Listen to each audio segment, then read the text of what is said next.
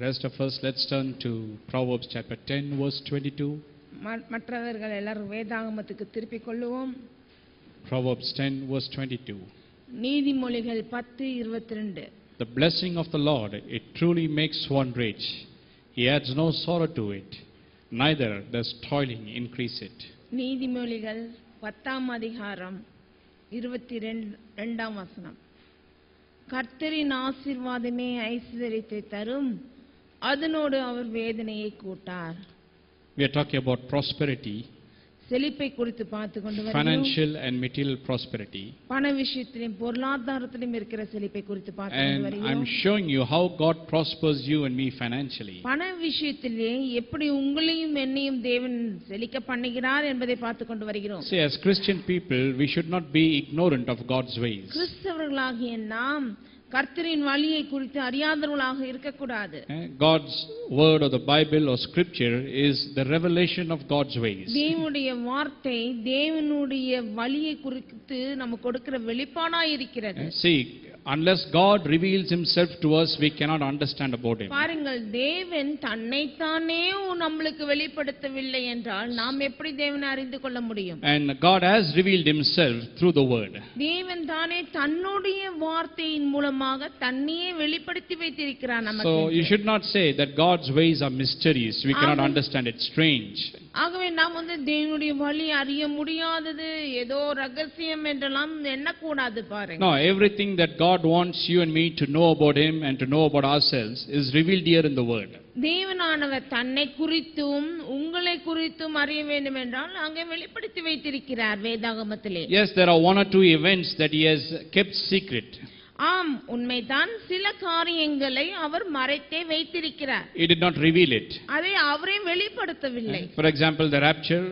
அது எடுத்துக்கொள்ளப்படுதல். It says even I don't know when it will take place, only the Father knows when it will take place. எடுத்துக்கொள்ளப்படுதலை பற்றி அந்த நாளை குறித்து என்ன சொன்னார் இயேசு கிறிஸ்து? எனக்கே தெரியாது, பிதாவானவருக்கு மாத்திரமே தெரியும் என்றார். So except for a few events, one or two events, everything he has chosen to reveal to you and me through the word. ஒரு சில காரியங்களை தவிர மற்ற காரியங்கள் எல்லாம் நமக்கு தெரியப்படுத்தி வைத்திருக்கிறார் தேவனானவர். So you should not say that God's ways are mysterious, I can't understand his ways. ஆகவே அவருடைய வழி எனக்கு இருக்கிறது, ரகசியமா இருக்குது, அறிய முடியாது என்று கிடையாது. Should not be ignorant of God's ways. தேவனுடைய வழியை குறித்து அறியாமையிலே இருக்கவும் கூடாது. So even when it comes to prosperity and God blessing you and me financially, we must know how God does it. ஆகவே இந்த செழிப்பு விஷயத்திலும் பண விஷயத்திலும் உங்களையும் என்னையும் தேவன் எப்படி செழிக்க பண்ணுகிறார் என்பதை தேவனுடைய வழியை குறித்து நாம் நிச்சயித்து அறிந்திருக்க வேண்டும். He will not somehow bless you and me. அதாவது தேவனானவர் எப்படியாவது நம்மை ஆசீர்வதிக்கிறவர் No, என்றால் God is not confused about how he is going to bless you and me. அதுவும் இல்லாமல் தேவன் ஆசீர்வதிக்கும் விதத்திலே குழப்பமும் கிடையாது. That is why he has revealed in the word how he will do it for you and me. ஆகவே தான் தேவனானவர் உங்களுக்கும் எனக்கும் எப்படி செழிக்க பண்ணுகிறார் என்பதை தன்னுடைய வார்த்தையிலே வெளிப்படுத்தி வைத்திருக்கிறார். So all you have to do is know the word and you will know how to prosper. ஆகவே என்ன தெரியணும்? வார்த்தையை தெரிந்து வைத்திருக்கணும், அப்புறம் நமக்கு எல்லாம் தெரிய வரும். So I showed you, he doesn't prosper you by giving you money. ஆகவே நான் சொன்னேன் அல்லவா, தேவன் ஒருவரை செழிக்க பண்ணுவது ஏதோ பணத்தை கொடுத்து கிடையாது. No, he doesn't prosper you that way. அந்த விதமாக செழிக்க பண்ணுகிறவர் கிடையாது நம்ம தேவனானவர். No, I'm not talking about financial miracles. I'm not saying that God will not do financial miracles for you. அதாவது பண விஷயத்திலே அற்புதமே செய்ய மாட்டார் தேவன் என்று சொல்லவில்லை, அவர் செய்கிறார். I believe in financial miracles. பண விஷயத்தின் அற்புதத்தை நான் விசுவாசிக்கிறேன், நம்புறேன். If you don't believe in God's supply, you cannot even do ministry. அதாவது தேவனுடைய அருள் இல்லைன்னா அவரிடத்திலிருந்து காரியங்கள் வரவில்லை என்றால் ஊழியமே செய்ய முடியாது. So I'm not talking about how when you need a financial breakthrough, God does a miracle to bless you. I'm not against those things. அதே ஒரு அற்புதம் உங்கள் வாழ்விலே பண விஷயத்திலே வேணும் பொழுது தேவன் செய்கிறது நான் தகர்க்கவில்லை, அது இல்லை என்று சொல்லவில்லை. We are talking about prosperity, செழிப்பை குறித்து பார்த்து கொண்டு வருகிறோம். where God's wealth and riches begins to accumulate, abound and overflow. அதாவது தேவனுடைய ஐஸ்வரியம் சம்பாத்தியம் குவிக்கப்பட்டு நிரப்பப்பட்டு வழிந்தோடுகிற செழிப்பை குறித்து பேசிக் கொண்டு வருகிறோம். That is why Deuteronomy 8:18 says he gives you the power to get wealth. ஆகவே தான் உபாகமம் 8:18 கடைசி வார்த்தை என்ன சொல்கிறது? ஐஸ்வரியத்தை சம்பாதிக்கிறதான பலனை கொடுக்கிறவர் நம் தேவன். It doesn't give you the wealth, he gives you power, and the power brings you everything that you need in life. பாருங்கள், ஐஸ்வரியத்தை கொடுக்கிறேன் என்று சொல்லவில்லை. பாருங்க, ஐஸ்வரியத்தை சம்பாதிக்கிறதான பலனை கொடுக்கிறார். எதுக்கு பலன்? சம்பாதிக்கிறதுக்குன்னு கொடுக்கிறார் அவர். So that is what I am showing you. I am showing you how you have power. You have been anointed so that you can prosper in life. அதைதான் காண்பித்து கொண்டு வருகிறேன். எப்படி தேவனானவர் வல்லமை, பலனை, அபிஷேகத்தை நமக்கு அருளுகிறார், நாம் செழிக்கென்று. So he has several ways to prosper you and me. ஆகவே உங்களையும் என்னையும் செழிக்க தேவனானவர் அநேக வழிகளை கையாளுகிறார். I told you one of it is through the covenant.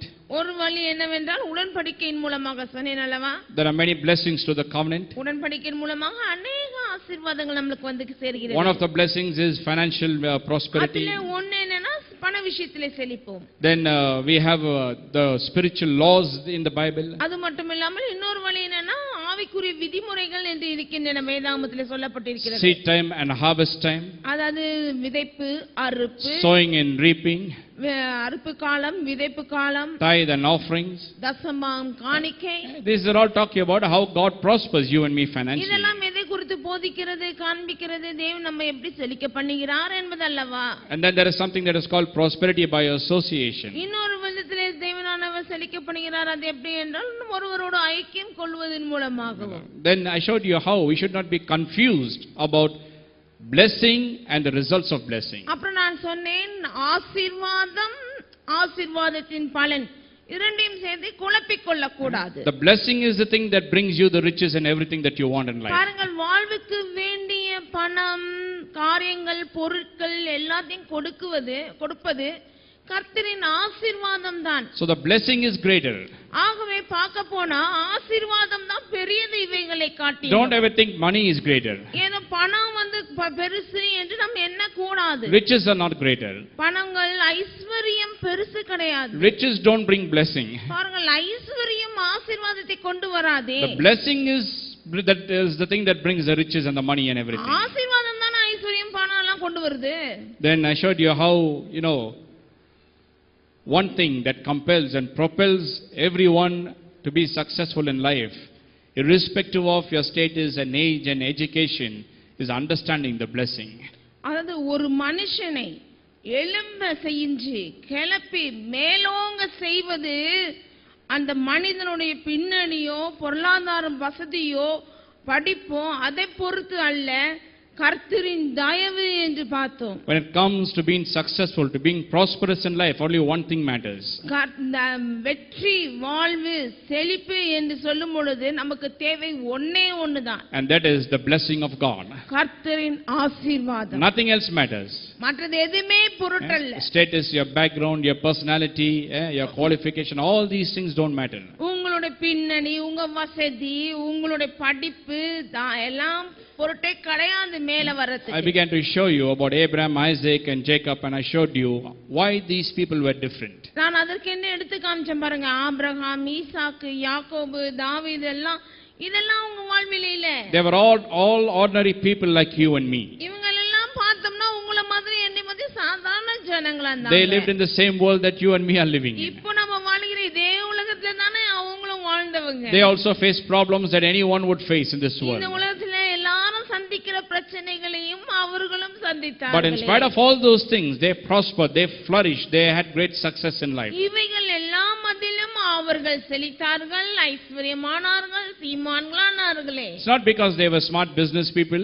ஏதோ அவங்களாம் வந்து ரொம்ப சாமர்த்தியமா வியாபாரம் செய்றவங்கன்னு கிடையாது. No, it was because God's blessing was upon them. இல்லை, அவர்கள் வாழ்விலே கர்த்தரின் ஆசீர்வாதம் இருந்தது. God was with them, God blessed them, and that is why they prospered, they were successful in life. கர்த்தர் அவர்களோடு இருந்து கர்த்தர் அவர்களை ஆசீர்வதித்து அவர்களை ஐஸ்வரியமாக்கினார் என்று வார்த்தை சொல்கிறது. Same God lives in you and me today. அதே தேவன் தானே உங்களுக்குள்ளும் எனக்குள்ளும் வசிக்கிறார். In fact, he lives inside us today. இன்னும் சொல்லப்போனா இன்னைக்கு நமக்குள்ள வசிக்கிறாரே தேவன். So that is why I believe that every believer, every child of God must prosper. ஆகவே தான் நான் விசுவாசிக்கிறது என்னவென்றால் ஒவ்வொரு தேவனுடைய பிள்ளையும் விசுவாசியும் செழித்துதான் ஆக வேண்டும். Okay, so we began to look at the word blessing there. ஆகவே ஆசீர்வாதம் என்ற வார்த்தையை பார்த்து கொண்டு வருகிறோம் இந்த வசனத்திலிருந்து. And I showed you it means a supernatural power, an empowerment or enablement. இதுக்கு நான் சொன்னேன் ஆசீர்வாதம் என்றால் இயற்கைக்கு அப்பாற்பட்ட வல்லமை, தயவு, அருளப்படுவதுதான். Means anointing. அபிஷேகம். So I showed you several examples from the Bible. அதற்கென்று சில உதாரணங்களையும் எடுத்து காண்பித்தேன். How when they were anointed, they prospered in life. எப்படி வாழ்விலே அவர்கள் அபிஷேகம் பெற்றார்கள், செழித்தார்கள், பெரியவங்களானாங்க. Anointing signified a supernatural power. அதாவது அபிஷேகம் என்பது இயற்கைக்கு அப்பாற்பட்ட வல்லமை வருவதை குறிக்கிறதா இருக்கிறது. When David was anointed there with oil, அங்க தாவீது பாருங்க எண்ணெயினாலே அபிஷேகம் பண்ணப்பட்ட பொழுது signified that God was endowing him with a supernatural power for success. அது என்ன காண்பிக்கிறது? தேவனானவர் இயற்கைக்கு அப்பாற்பட்ட வல்லமையினாலே அவனுக்கு அருளப்பட்டு தாங்குகிறார் என்பதை காண்பிக்கிறதா. And then we came to the word favor, another word, favor. அப்புறமா தயவு என்கிற வார்த்தையை பார்த்து கொண்டு வருகிறோம். And last week I just laid the foundation for this word. I showed you the meaning of the word favor. தயவு என்கிற வார்த்தை, காருண்யம் என்கிற வார்த்தைக்கு அடித்தளமாக என்ன அர்த்தம் என்று சொன்னேன் போன வாரத்திலே. In Psalm 5 verse 12.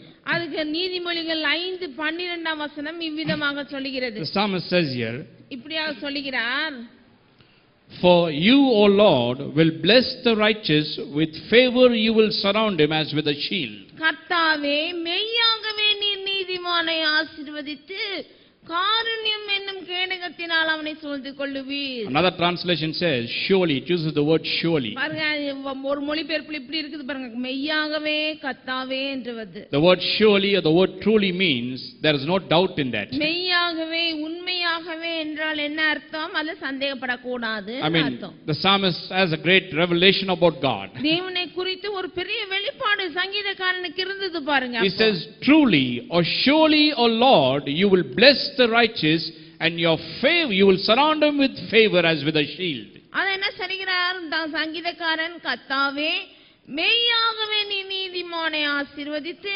காருண்யம் என்னும் கேடகத்தினால் அவனை சூழ்ந்து கொள்ளுவீர். And then I began to show you what is the psalmist talking about. What does he mean when he says you will bless the righteous and you will surround him with favor as a shield? சங்கீதக்காரன் சொல்றாரு நீதிமானை ஆசீர்வதித்து காருண்யம் என்னும் கேடகத்தினால் சூழ்ந்து கொள்கிறேன்னா என்ன அர்த்தம் என்று பார்த்தோம். It means to treat with goodwill, அதாவது ஒருவரை நல்ல மதிப்போடு நடத்துவது, to show exceptional kindness or extra kindness to a person, அதிகமாக அக்கறை காண்பிப்பது, to treat a person better than the rest of the others, மற்றவர்களை காட்டிலும் அதிகமாய் நடத்துவது அவர்களை, to provide a person with advantages or special privileges. அதாவது சிலாக்கியங்கள் அநேக காரியங்களின் நன்மைகளை அருளி நடத்துவது என்று. So this is what the psalmist means when he's talking about that he will bless the righteous and he will surround us with favor as a shield. அதுதான் அர்த்தம். கர்த்தாவே நீ நீதிமானை ஆசீர்வதித்து காருண்யம் தயவு என்கிற கேடகத்தினால் சூழ்ந்து கொள்ளுவீர் என்று. So it means all these things. இதெல்லாம் உள்ளடங்கி இருக்கிறது அதிலே. It means God, you will will good only for me. அதாவது தேவனே நீர் எனக்கு நன்மைகளை மாத்திரம் செய்கிறவர். You will be extra kind to me, exceptional kind to me. எனக்கு அதிகமாய் தனிப்பட்ட முறையில் இரக்கம் காண்பிக்கிறவர். You will treat me better than you treat the rest of the people. மற்றவங்களை நீங்கள் நடத்துறத காட்டிலும் என்னை மதிப்பாய் நடத்துகிறவர். You will provide me with advantages and special privileges in life. இன்னும் சொல்லப்போனா நீர் என் வாழ்விலே அநேக ஸ்லாக்கியங்களை அருளி அதிகமான நன்மைகளை தனிப்பட்ட முறையில் கொடுக்கிறீங்கன்னு அர்த்தம். So this is what he's saying, the psalmist here. ஆகவே சங்கீதக்காரன் இப்படி சொல்லும் பொழுது இதை அர்த்தம் கொண்டுதான் சொன்னார். God will be extra kind to you and me. எனக்கும் உங்களுக்கும் தேவனானவர் அதிகமாய் அக்கறை உள்ளவர். He will be extra good towards you and me. உங்க நிமித்தம் என் நிமித்தம் அதிகமாய் நன்மைகளை காண்பிக்கிறவர். He will provide you and me with special advantages and privileges in life. உங்களுக்கும் எனக்கும் வாழ்விலே அதிகமாக காரியங்களை ஸ்லாக்கியத்தை extra அருளுகிறவர். And then in Psalm 30 verse 5 he says, how long will he do this for me? அதுவும் இல்லாம சங்கீதம் 13:5 சொல்றாரு எவ்வளவு காலமாய் அப்படி செய்வாரு என்றும் பாருங்க. How long will God will good towards me? எவ்வளவு நாள் தான் தேவனானவர் நமக்கு நன்மைகளை அருளி காப்பார் என்பதை அங்க சொல்லுகிறார். How long will he be extra kind to me? எவ்வளவு நாட்கள் எனக்கு அதிகம் இரக்கம் காண்பிப்பார். How long will he provide me with special privileges and advantages in life? வாழ்விலே இஸ்லாக்கியங்கள் நன்மைகளெல்லாம் அதிகமாய் அருளி தனிப்பட்ட முறையில் எவ்வளவு நாள் உங்களையும் என்னையும் காக்கிறவர். Well, in Psalm 30 verse 5 he says, forever until life.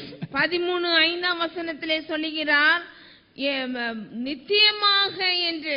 Your anger is for but a moment, but your favor is for life.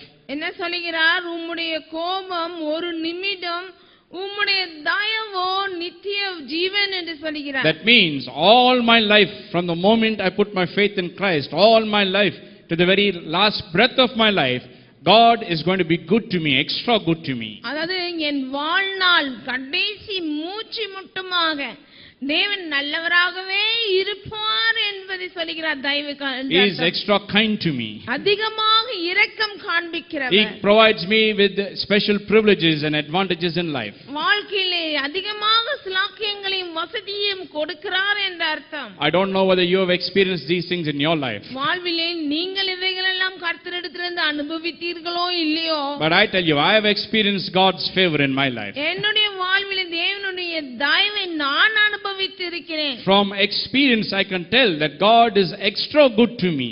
அந்த அனுபவத்திலிருந்து நான் சொல்லுகிறேன், தேவன் என்னிடத்தில் தனிப்பட்ட முறையிலே அதிகமாய் இரக்கம் காண்பித்தார் He is என்று. extra kind to me. அதிகமாய் இரக்கம். And God has provided me with extra privileges and advantages to be successful in life. அது சொன்னபோனா வாழ்விலே வெற்றி சிறக்க அதிகமான ஸ்லாக்கியங்கள் காரியங்களை எனக்கென்று ஏற்படுத்தினார் என்று சொல்லுவேன். So I showed you the word righteous there. Don't get afraid about that word righteous. அதுவும் இல்லாம நான் சொன்னேன் அல்லவா, இங்க இருக்கிற நீதிமானை என்கிற வார்த்தை குறித்து நம்ம பயப்படக்கூடாது. People have a wrong understanding about the word righteous. நீதிமான்னாலே தப்பா புரிஞ்சு வச்சிருக்காங்க பாருங்க. They think righteous means sinless. அது நீதிமான்னா பாவமற்றவர் என்ற நினைப்பு இருக்கு. There's no one who's sinless, my friend. நான் சொல்கிறேன் நண்பர்களே, விசுவாசிகளை யாரும் பாவமற்றவர்கள் என்று கிடையாதே. Not even me. இன்னும் சொல்ல போனா என்னையும் குறித்துன்னு சொல்லுகிறேன். Some of you may you'll be shocked today. நீங்க அநேக பேர் shock ஆயிருப்பீங்க. Well, you may say, well, I thought you were sinless. ஐயோ, நீங்க பாவமற்றவர் என்று Nobody is sinless. நான் சொல்கிறேன், யாரும் பாவம் இல்லாதவர்கள் இல்ல. We are all human beings. We can commit mistakes. We can do wrong. நாம் எல்லாம் மனிதர்கள் தான். சில நேரத்துல தப்பு செஞ்சு காரியங்களை தவறா செய்து விடுகிறோம். People think righteous means 100% perfect. No, not one flaw. விசுவாசிங்கள இருக்கு பாருங்க தப்பா எண்ணம்.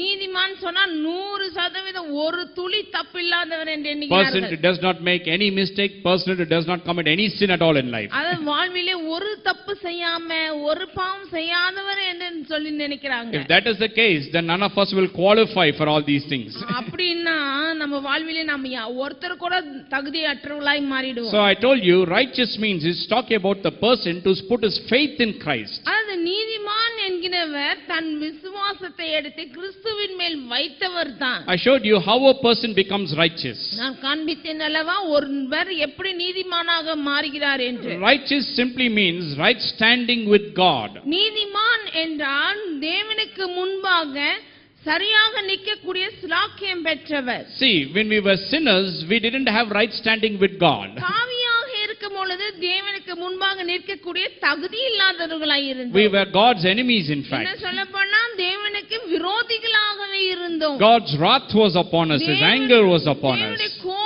தேவனுடைய கோபாக்கினை நம்ம மேல இருந்தது. And that is why God sent Jesus to die on the cross there. ஆகவே தான் தேவனானவர் இயேசு கிறிஸ்துவை நமக்காக சிலுவையிலே மரிக்க செய்தார். And when you believe in the finished work of Jesus on the cross, இயேசு கிறிஸ்துவின் முடித்த காரியம் சிலுவையிலே செய்து முடித்த காரியத்தை நீங்கள் விசுவாசிக்கும் பொழுது, that is when a divine exchange takes place. அங்கேதானே தெய்வீக மாற்றங்கள் ஏற்பட்டன உங்களுக்கும் இயேசுவுக்கும். A miracle takes place in our life. அங்கே நம் வாழ்விலே அற்புதங்கள் நடந்தன. The Bible says Jesus, who knew no sin, became sin for us. பாவம் அறியாதவர் நமக்காக பாவமானார். That you and me might become the righteousness of God in Christ Jesus. எதற்காக? நீதியை அறியாத நாம் கிறிஸ்துவுக்குள் தேவனுடைய நீதியாகும்படிக்கு. So the day you put your faith in Christ, confess Jesus as Lord and Savior. ஆகவே எந்த நாளிலே ஆண்டவராகிய இயேசு கிறிஸ்து தான் என் இரட்சகர் என்று உங்கள் விசுவாசத்தை எடுத்து அவர் மேல் வைத்தீர்களோ, that day righteousness became a reality in your personal life. அந்த நாளிலே தானே தேவனுடைய நீதி உங்களுடைய வாழ்விலே நிஜமாக ஆயிற்று. I mean, God gave you His righteousness. அதாவது தேவனானவர் அவருடைய நீதியே உங்களுக்கு கொடுத்துட்டார். Man's righteousness is nothing compared to God's righteousness. மனிதனுடைய நீதி தேவனுடைய நீதிக்கு முன்பாக நிக்க கூட முடியாது. சொல்லுகிறது பாருங்க. The Bible talks about man's righteousness and it says it is as filthy rags. என்ன சொல்லுகிறது வேதாகமம்? மனிதனுடைய நீதியை கந்த துணி என்று சொல்லுகிறது. God's righteousness is totally different, my ஆனால் friend. தேவனுடைய நீதியோ வித்தியாசமானது நண்பர்களே. So he took your sin and he gave you his righteousness. ஆகவே அவர் சிலுவையிலே நம்மளுடைய பாவத்தை எடுத்துக்கொண்டு அவருடைய நீதியை தந்து விட்டாரே. Now you have received God's righteousness and you cannot become more righteous than that. இப்பொழுது நீங்கள் தேவனுடைய நீதி ஆயிட்டீங்க. இந்த தேவனுடைய நீதியை விட இன்னும் நீதி ஆக முடியுங்களா? Some people think after receiving God's righteousness they have to become more righteous. என்ன நினைக்கிறாங்க சில விசுவாசிங்க கிறிஸ்தவங்களுக்குள்ள தேவனுடைய நீதியை பெற்றுட்டு இன்னும் நம்ம நீதியா நடந்துக்கணும் பண்ணணும் ஏதோ ஒன்னு செஞ்சா நீதி ஆயிடுவோம் நினைக்கிறாங்க. By good deeds, by charity, by giving alms, by praying more, by fasting more, they think they become more righteous. பாருங்க, நீதிமான் ஆகிறதுக்கு நான் போய் இன்னும் காசு கொடுக்கணும், உதவி செய்யணும், நான் பாவம் செய்யக்கூடாது, இப்படி அப்படிலாம் யோசிக்கிறாங்க பாருங்க. You cannot become more righteous than what God has given you, my friend. நான் சொல்கிறேன் நண்பர்களே, தேவனுடைய நீதி அவர் செய்த நீதியை விட நாம எதுவும் எக்ஸ்ட்ரா செஞ்சிட முடியாது நீதிமானாக. So you, it's talking about you, whoever has put this faith in Christ, they are the righteous. ஆகவே இந்த நீதிமான் என்று சொல்லும் பொழுது அது உங்களை தான் குறிக்கிறது, இயேசுவின் மேல் விசுவாசத்தை வைத்தவர்கள். Psalmist is talking about you and me. சங்கீதக்காரன் உங்களையும் என்னை தான் குறித்து சொல்கிறான் நீதிமானே என்று சொல்லும்போது. Saying, surely God will bless us. Surely God you will bless us. கர்த்தாவே மெய்யாகவே நீ நீதிமானை Bless who? யாரே? Bless the righteous. நீதிமானை That is you and me. அதாவது உங்களையும் என்னையும். And then he says, his favor will surround you and me as a shield. காருண்யம், தயவு ஒரு கேடகத்தை போல என்னை சூழ்ந்து கொள்ளுவீர் வைத்து என்று சொல்கிறார். So I want to take all these words that I've explained to you and I want to show you how the favor of God can change you and transform you. இந்த தேவனுடைய காருண்யம், தயவு எப்படி நம்மை மாற்றுகிறது என்பதை காண்பிக்க போகிறேன். I want to show you what God's favor can do in and through you. தேவனுடைய தயவு உங்களுக்குள்ளும் உங்கள் மூலமாகவும் என்னெல்லாம் செய்ய முடியும் என்பதை காண்பிக்கிறேன். When you get a revelation of God's favor that is flowing in and through you, you cannot be the same again. தேவனுடைய தயவு காருண்யம் உங்களுக்குள்ளும் உங்கள் மூலம் பாய்ந்து கொண்டிருந்தால் நீங்கள் பழையவர்களாகவே இருக்க மாட்டீர்கள். A lot of people don't understand the favor of God. தேவனுடைய தயவு குறித்து யாருக்கு அநேகம் தெரியல பாருங்க. I'll show you today. நான் இன்னைக்கு காண்பிக்க I'm போகிறேன். going to talk about it for a few weeks. சில வாரங்கள் அவைகளை குறித்து பகிர்ந்து கொள்ள போகிறேன். I'm going to show you how this favor will change you and transform you and make you prosperous in life. இந்த தயவு, காருண்யம் என்கிற தயவு வரும் பொழுது உங்களை எப்படி செழிப்பாக்கும் என்பதை சொல்லி காண்பிக்க போகிறேன். So let's go to Genesis chapter 12 today. ஆதியாகமம் 12ஆம் அதிகாரத்துக்கு திருப்பிக் கொள்ளுங்கள்.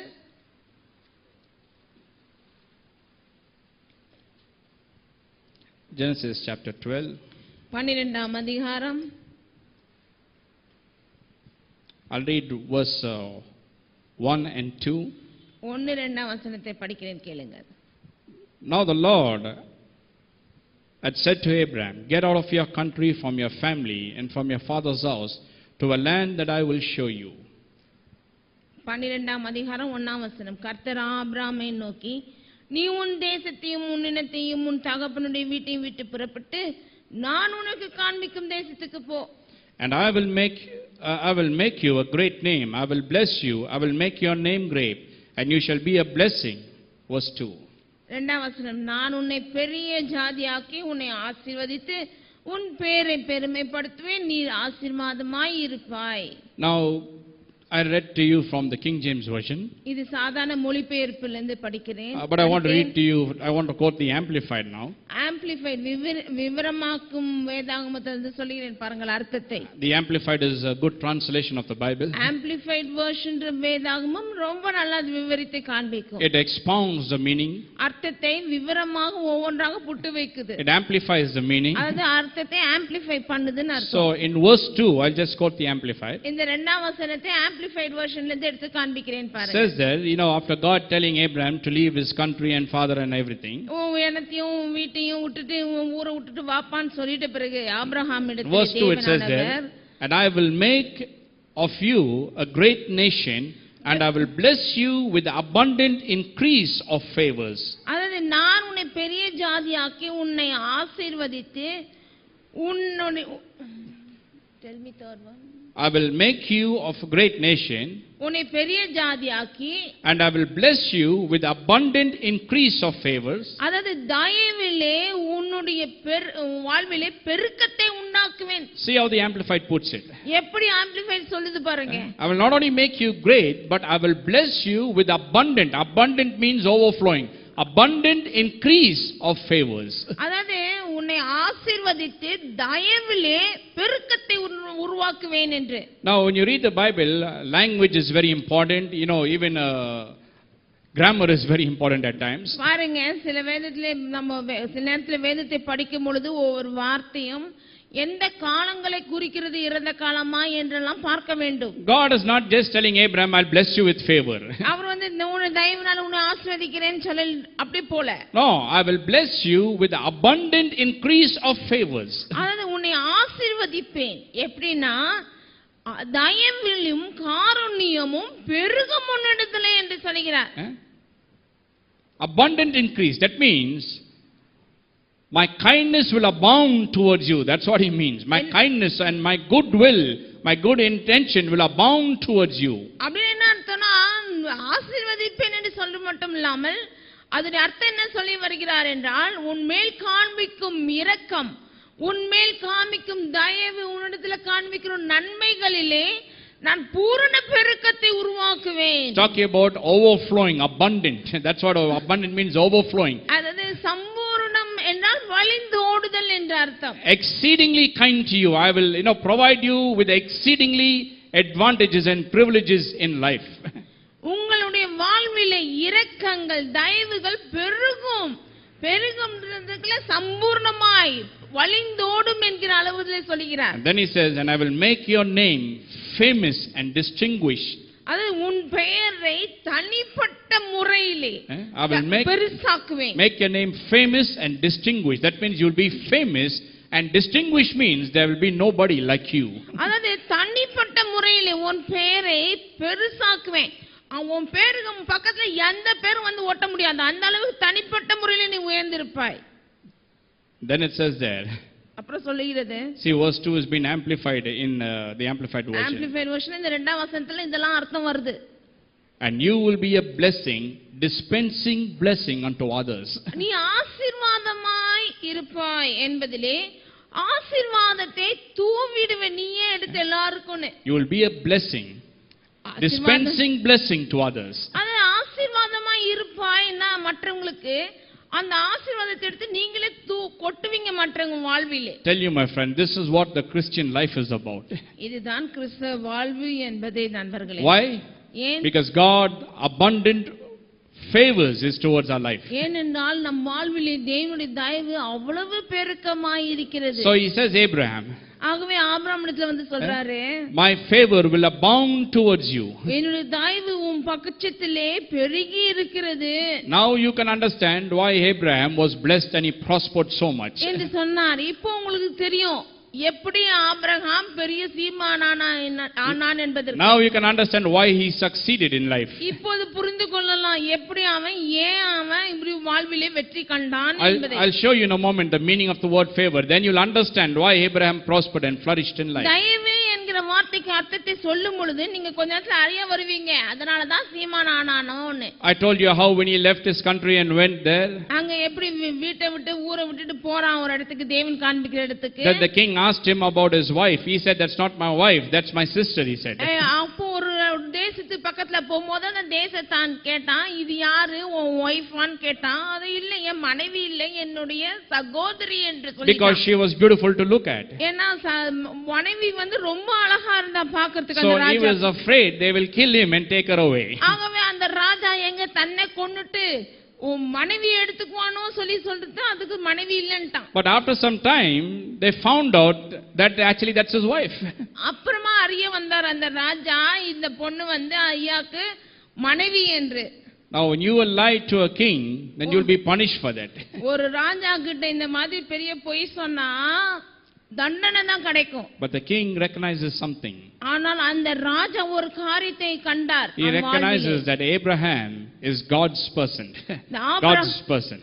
ஆபிரகாம் தேவனுடைய மனிதன் என்று He கண்டான். recognized that Abraham has favor with God. தேவனுடைய தயவு அவன் வாழ்வில் இருந்ததை கண்டான் அந்த ராஜா. And the Bible says that if you read Genesis chapter 12, if you read verse 3, it says that God will bless all those who will bless him and will curse everyone who comes against him. ஏனா மூணாம் வசனத்தில் தேவன் ஒரு ஆசீர்வாதத்தை சொல்லி இருக்கிறார் பாருங்க. உன்னை ஆசீர்வதிக்கிறவர்களை நான் ஆசீர்வதிப்பேன், உன்னை சபிக்கிறவர்களை சபிப்பேன் என்று சொல்லி இருக்கிறார். Verse 3 it is there. இருக்குது பாருங்க மூணாம் வசனத்துல. I will bless those who bless you and I will curse those who curse you.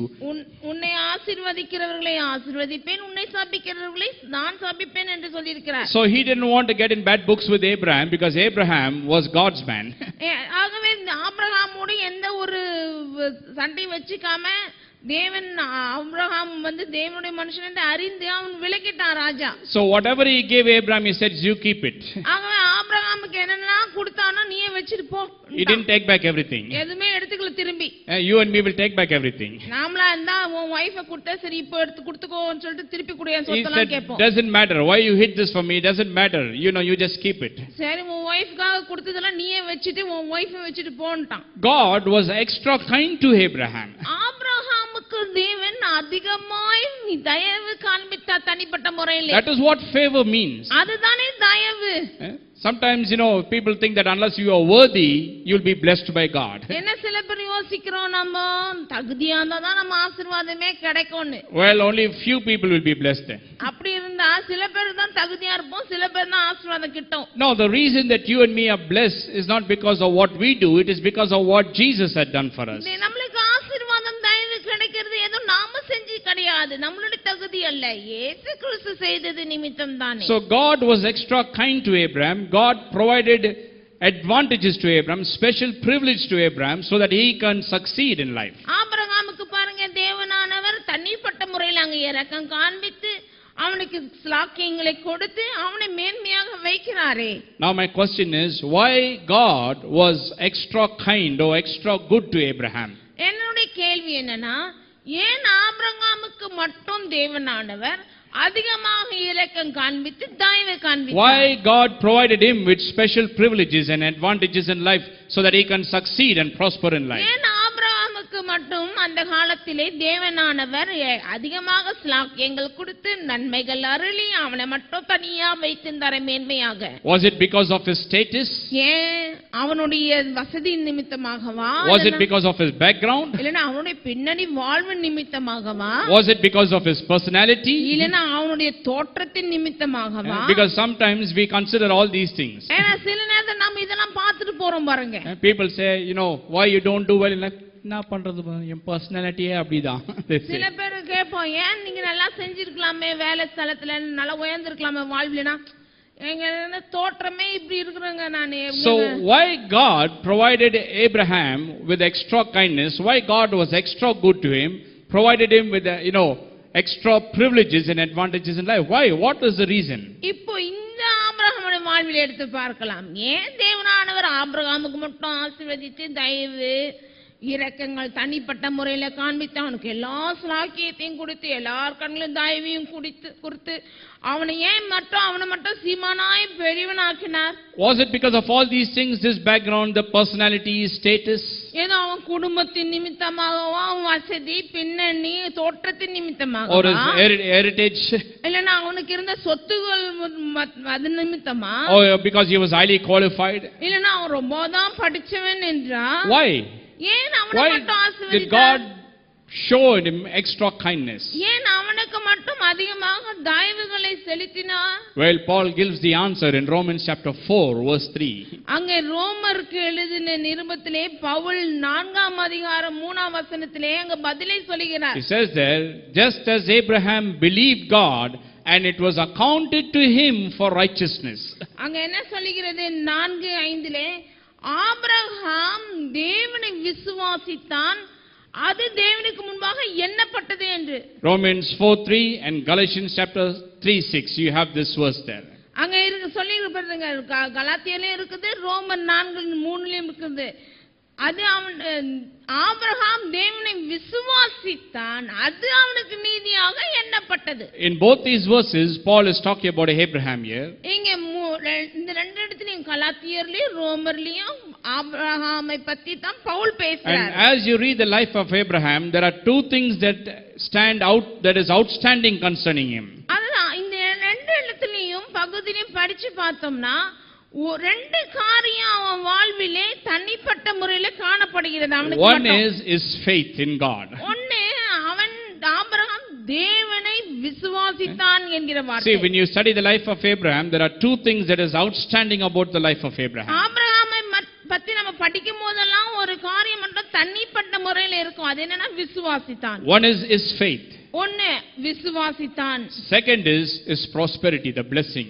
இரண்டாவது அவனுடைய செழிப்பு, ஐஸ்வரியம். The Bible says the earth could not bear his blessing, could not contain his blessing. வார்த்தை சொல்லுது பாருங்க, அவனுடைய செழிப்பு ஐஸ்வரியத்தினாலே பூமியே தாங்க முடியல, அவ்வளோ கனமா He இருந்தது. was blessed with so much, with cattle and servants so much that he needed more space.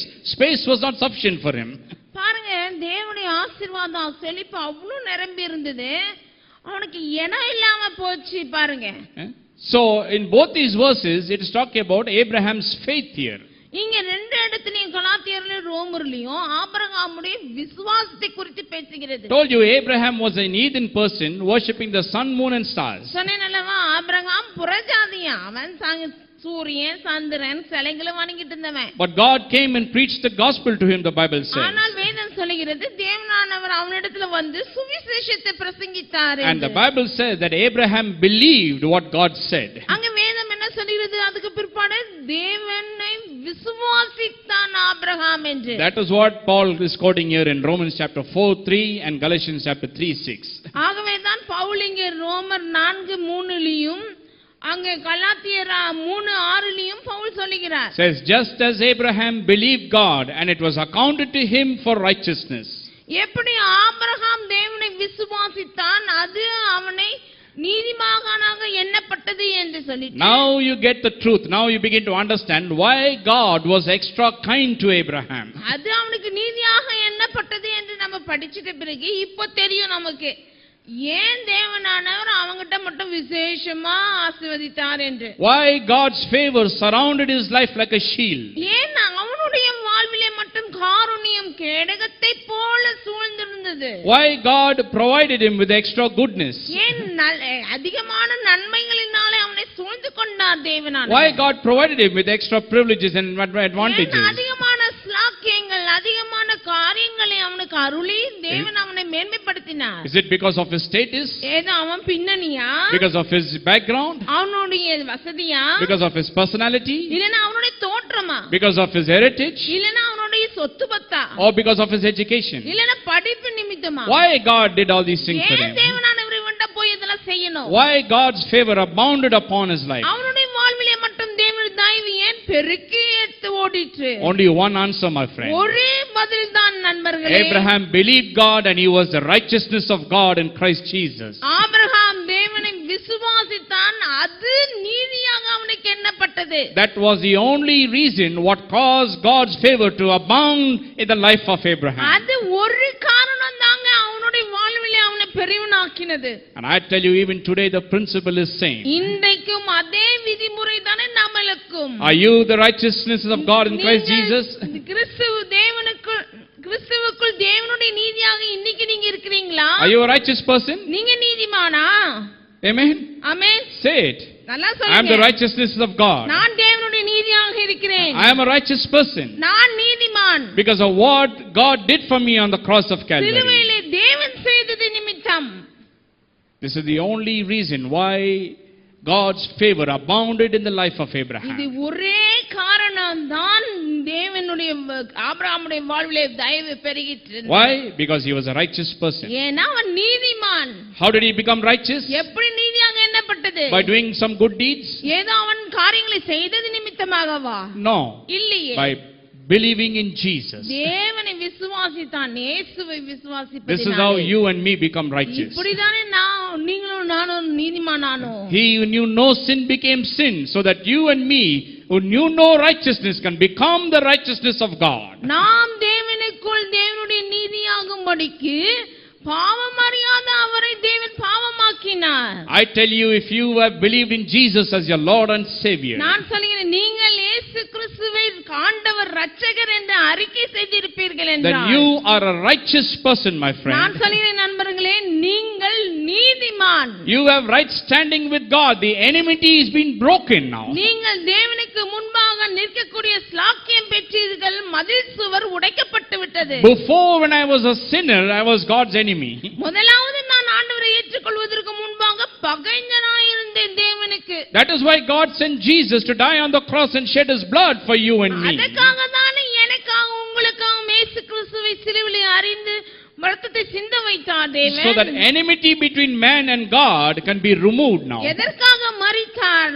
மனிதனுக்கும் தேவனுக்கும் இடைப்பட்ட தடுசுவர் உடைக்கப்படும்படியாக தானே. Before we were estranged from God, we were cut off from God, we had no access to God. முதலாவதான வாழ்க்கையிலே நாம் அக்கிரமங்களினாலும் பாவங்களினாலும் தேவனை விட்டு அந்நியர்களாய் இருந்தோம். It's not an easy thing to enter into the presence of God, my தேவனுடைய friend. பிரசன்னத்தில் நுழைவது சும்மான காரியம் இல்ல. You have a beautiful picture in the Old Testament பழைய ஏற்பாட்டுல ஒரு நாடகமே நடத்தி காமிச்சிருக்காங்க. to show how if a man is sin, he cannot come and stand before God. எப்படி மனிதனுக்குள்ள பாவம் இருக்கிறது, அவன் தேவனுக்கு முன்பாக வந்து நிற்க முடியாது என்பதை காண்பிக்கிறார்கள். That is why when Adam sinned, he was running away from God. பாருங்கள், அதனாலதான் ஆதாம் வந்து பாவம் செய்த பொழுது தேவனை விட்டு ஓடி ஒளிந்தான். Before he could sin, God came and he also went and he was talking with God face to face. பாவத்துக்கு முன்பாக தேவனும் வந்தாரு, இவன்ட்ட நல்ல உரையாடினாங்க, முகத்துக்கு நேராக வைத்து But உரையாடினார்களே. the day he sinned, ஆனால் பாவம் செய்த நாள் அன்று the Bible says he began to run and hide from God. God had to come there, calling out to him, Adam, where are you? Adam, where are you? பாவம் செய்த உடனே பார்க்கணும், போய் ஒளிந்து கொள்கிறான். தேவன் வந்து கேட்க வேண்டியதாயிற்று, ஆபிரகாமே ஆதாமே எங்கே இருக்கிறாய் என்று. When man is sinned, he cannot stand in the holy presence of God because God is holy, my friend. நான் சொல்கிறேன் நண்பர்களே, தேவன் பரிசுத்தர். ஆகவே பாவம் உள்ள மனிதன் அவர் முன்பாக நிற்க கூட முடியாது. In the Old Testament, பழைய ஏற்பாட்டுல you have the temple there. அங்க The temple there divided into three. The tabernacle. அதாவது ஆசாரிப்பு கூடாரம் ஒன்னு இருந்தது, அது 3 பகுதி இருந்தது பாருங்க. And one is called the most holy place, that is where the very presence of God is there. பாருங்க, ஒரு இடம் வந்து மகா பரிசுத்த ஸ்தலம், அதுல தேவன் இருக்கிறாரு, எந்த மனுஷனும் போக கூடாது. Now nobody could go into the presence of God there. அந்த மகா பரிசுத்த ஸ்தலத்துல தேவனுடைய பிரசன்னம் இருக்கிறதுனாலே Because man ஒருவரும் உள்ள நுழைய கூடாது. Because man is a sinner. ஏனா மனிதன் பாவியா இருக்கிறதுனால. Jesus had not yet died, not yet shed his blood for man. ஏனா பழைய ஏற்பாட்டுல இன்னும் இயேசு கிறிஸ்து வந்து மனிதர்களுக்காக மரித்து ரத்தம் சிந்தப்படல. So that place, the innermost place, is called the most holy place. ஆகவே அந்த பேர் வந்து பரிசுத்த ஸ்தலம் இல்ல, மகா பரிசுத்த ஸ்தலம். Where the glory of God filled that place. அந்த இடத்தை, அந்த ஸ்தலத்தை தேவனுடைய மகிமை நிரப்பி இருந்தது. And nobody could enter that place there. அந்த இடத்துல ஒருவரும் நுழையவும் முடியாது. Only the high priest, பிரதான ஆசாரியன் மட்டுமே. and even he only once a year he could go there because he need to offer a sacrifice there for the sins of him and the nation of Israel. பிரதான ஆசாரியன் வருஷத்துக்கு ஒரு வாட்டி, அது எதுக்காக உள்ள போகணும் தெரியுங்களா? இஸ்ரவேல் ஜனங்களுடைய பாவத்தை நிவாரணம் செய்யறதுக்காக மகா பரிசுத்த ஸ்தலத்துல வேண்டுதல் பண்ண போகணும் அவன். And even the high priest first had to kill an animal, shed blood, and then take that blood and go in with the blood. அந்த ஆசாரியனும் பிரதான ஆசாரியனும் ஒரு ரத்தத்தை சிந்தி, ஆட வெட்டி அந்த ரத்தத்தை சிந்தி கையில ஏந்திக்கினா அந்த ரத்தத்தினோட தான் உள்ள போகணும். And in his garments there were bells at the hem of the garments here. அதுவும் இல்லாம பிரதான ஆசாரியனுடைய வஸ்திரத்தின் தொங்கலின் ஓரத்திலே மணிகள் பெல் மாட்டி இருக்கும். And they will tie a string to his toe. அதுவும் இல்லாம அவனுடைய இடுப்புல இருந்து கால்ல இருந்து ஒரு கயிறு கட்டி வச்சிருப்பாங்க, நீட்டா வெளியில வரைக்கும் பிடிச்சிட்டு இருப்பாங்க. You know why? ஏன் தெரியுங்களா? Because if he had committed any sin and if he enters there without shedding the blood, he will die there. அங்க ரத்தத்தை சிந்துதல் பொழுது, ஆட வெட்டி ரத்தம் சிந்தி பிரதான ஆசாரியன் தனக்குன்னு பலி செலுத்தும் பொழுது ஏதாவது பாவம் பண்ணி இருந்தானா அவன் உள்ள போனே செத்து போயிடுவான். No sinner can go into the presence of God with sin. ஏனா பாவத்தோட ஒருத்தரும் தேவனுடைய பிரசன்ன மகா பரிசுத்தத்துல போக கூடாது. He will die there. அங்க போனே செத்துவான், உளுந்துருவான். And if he dies, nobody can go inside and pull him out. அவன் அங்க மகா பரிசுத்த ஸ்தலத்துல போய் செத்து போனா யாரு போய் அவன் பணத்தை எடுத்துன்னு வர்றது? Because God is holy, he has nothing to do with sin. அவன் தேவனான பரிசுத்தர், அவருக்கும் பாவத்துக்கும் சம்பந்தம் கிடையாது. If anybody goes in and tries to bring him out, they will also die there. யாராவது போய் அவன் பணத்தை இழுக்கலாம்னு சொல்லி போனா அவனும் செத்துருவானே. So that is why they will tie the thread towards toe, to the toe. ஆகவே தான் அவனுடைய கால்ல இந்த கயிறை கட்டி உள்ள தொங்கலோட பெல்லோட அனுப்புவாங்க. And as long as they hear the sounds of the bell, it was a very tense moment actually. என்ன சொல்ல போனா அது ரொம்ப உச்சக்கட்ட எல்லாம் பயபக்தியில இருப்பாங்க. As long as they hear the sounds of the bell, they know okay, he's alive. அந்த bell நடக்கிற சத்தம் கேக்குற வரைக்கும் ஓ உயிரோட தான் இருக்கறாரு பிரதான ஆசாரியர்னு வெளியில நினைச்சிட்டு இருப்பாங்க ஜனங்க. The moment he comes out, there is great joy. அவன் வெளியில உயிரோட வந்தோனே மக்களுக்கெல்லாம் ஒரே சந்தோஷம். Now it is a sign that God, that atonement has been made for the sins of Israel. அதாவது இஸ்ரவேல் ஜனங்கள் நம்மளுடைய பாவங்களுக்காக தேவன் பரிகாரம் கொடுத்துட்டாரு, இந்த ரத்தத்தை எடுத்துக்கிட்டு அங்கீகரித்துட்டாருன்னு சந்தோஷம். So it's not an easy thing to enter the presence of God. ஆகவே தேவனுடைய பிரசன்னத்தில் நுழைவது அந்த காலத்துல சாதாரண காரியம் அல்ல. So Paul says, before when we were sinners, we were God's enemies. ஆகவே தான் பவுல் சொல்கிறார், நாம் முதலாவதாக பாவத்தில் இருந்தோம், தேவனுக்கு விரோதியாய் இருந்தோம். That time we were under the wrath of God. அப்பொழுது தேவனுடைய கோபாக்கினைக்கு கீழே இருந்தோம். We were estranged from God, cut off from God. தேவனிடத்திலிருந்து துண்டிக்கப்பட்டு அந்நியராய் இருந்தோம். We were far away from God. தேவனை விட்டு புறம்பானவர்களாய் இருந்தோம். We had no access to God. That means you could not go to God for anything. தேவனிடத்துல எதுவும் வச்சுக்க முடியாது, கிட்ட கூட போக முடியாத நிலைமை. But then he says there, but now we have been brought near by the blood of Jesus Christ. இயேசு கிறிஸ்துவின் இரத்தத்தினாலே நாம் தேவனுடைய சமூகத்திலே கிட்டி சேர்ந்தோம் என்று சொல்கிறார் Pavul. Now it's different, my friend. இப்பொழுது வித்தியாசம் நண்பர்களே. Now we are the righteousness of God in Christ Jesus. நாம் கிறிஸ்துவுக்குள் இப்பொழுது தேவனுடைய நீதியாய் இருக்கிறோம். Now we have access to God. தேவனிடத்தில் நமக்கு ஸ்லாக்கியம் உண்டு. Now when we call, God hears and answers us. நாம் தேவனை நோக்கி கூப்பிடும் பொழுது அவர் நமக்கு செவி கொடுக்கிறார். Now we have access to the promises. தேவனுடைய வாக்குத்தத்தங்களுக்கு நமக்கும் ஐக்கியம் உரிமை உண்டு. And more than all those things, இதெல்லாம் காட்டிலும் now the favor of God abounds on our life. நம்முடைய வாழ்விலே தேவனுடைய தயவு பெருகி இருக்கிறது. Amen. Amen. That is what caused Abraham to prosper, my friend. இதுதானே ஆபிரகாமை செழிக்க செய்தது. His life was abounding with favors, with God's goodwill and the good privileges and good advantages he was provided with. தேவனுடைய நன்மைகள், இரக்கங்கள், தயவுகள், ஸ்லாக்கியங்கள் அவனை நிரப்பி இருந்தது. That is what happens to you and me today. இன்னைக்கு அதுதானே உங்களுக்கும் எனக்கும் ஆகிறது. See, why people don't prosper, why they don't flourish is because they are ignorant of these things. பாருங்க, இன்னைக்கு கிறிஸ்தவ விசுவாசிங்க ஏன் செழிக்கலனா இந்த அறிவு இல்ல. People don't understand what it is to prosper. செழிப்புனா என்னன்னு ஜனங்களுக்கு புரியல பாருங்க. People don't understand what it is to be a righteous person. தேவனுடைய நீதியா இருந்தா என்ன அர்த்தம்னே தெரியல. Tell you, my friend, if you're a righteous person, நான் சொல்றேன் நண்பர்களே, நீங்கள் நீதிமானாய் இருப்பீர்கள் then God's favor is upon you like a shield, it surrounds you. உங்கள் மேல் தேவனுடைய காருண்யம் கேடகத்தை போல சூழ்ந்து இருக்கிறது. This is what causes the favor and the blessing of God to abound in our lives. இதுதானே நம்மளுடைய வாழ்விலே பெருக்கத்தை கொண்டு வருகிறது, இந்த தேவனுடைய ஆசீர்வாதமும் தயவும். See, it's not because of your status and all those things. It is simply because you are a righteous person that God shows special favor and is extra kind and good to you and me. பாருங்க, நம்ம பின்னணி இதெல்லாம் ஒண்ணுமே பொருட்டு இல்ல. பாருங்க, தேவனுடைய இந்த ஆசீர்வாதம் தயவு பெருக்கெடுத்து ஓடுது, செழிப்பு வருது. Let's turn to the book of Daniel. தானியேல் புத்தகத்துக்கு திருப்பிக் கொள்ளுங்கள்.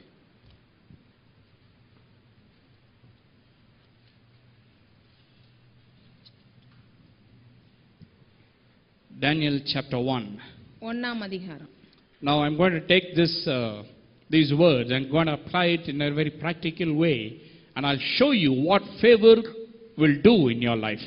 பாருங்க, இந்த வசனத்தை எடுத்து, இந்த பகுதியை எடுத்து தனிப்பட்ட வாழ்விலே போட்டு இது எப்படி உங்க வாழ்விலே வேலை செய்யுதுன்னு பாருங்க. I'll show you what a privilege and honor it is to be favored by God. தேவனால் தயவு பெற்றவர்கள் என்றால் எவ்வளவு ஸ்லாக்கியம் என்று பார்க்கலாம். If you understand this, then I tell you, you cannot live the same, my friend. நான் சொல்கிறேன் நண்பர்களே, இதை புரிந்து கொண்டீர்கள்னா பழையவர்களாகவே இருக்க மாட்டீங்க. When you get a revelation of God's favor, when you begin to understand it, தேவனுடைய தயவுனா என்னன்னு புரிந்து அது அறிந்திருந்தாலே போதும். That God shows abundance of favors towards you.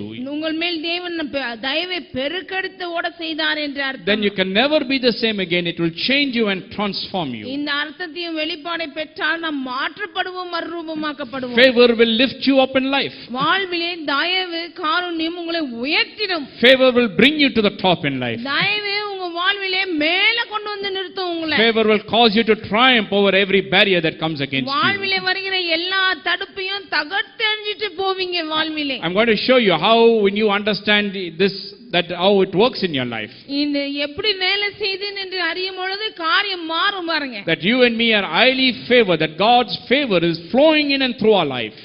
உங்களுக்கும் எனக்கும் தேவனுடைய தயவு பெருக்கத்திலே இருக்கிறது. And that is why we will be on top. ஆகவே தான் நாம் மேல இருப்போம். That is why we will have success. ஆகவே தான் வெற்றி. Turn with me to Daniel 1. Daniel 1. First I'll read